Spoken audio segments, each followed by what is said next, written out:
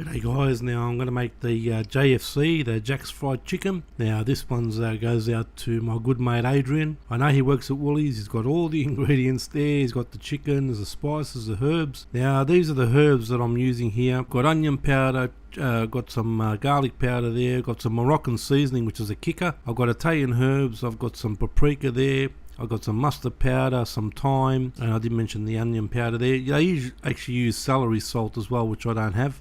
Salt and white pepper will go in this. Now I did stuff up. I filmed the flour seasoning by accident in portrait mode, so I'll show you the quantities are quite simple for this. And I'm using this is chicken seasoning.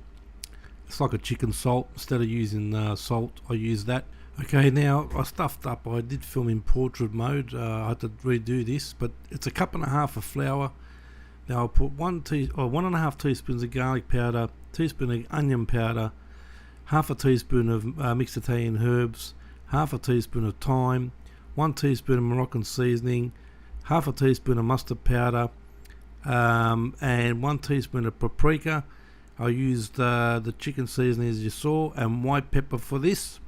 There's my chicken there after. Now you can double dip this. Now I made a brine for this, which was just some seasoning, some peppercorns and some water, and let the chicken sit in there for a while. Now here's the chicken frying off, quite simple. I don't have to show you what's going on there, and there you have it, my friends.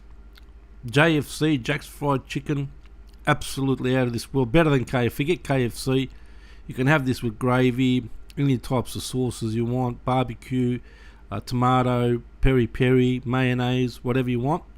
I'll put the quantities down in the description so you can easily do this at home yourself.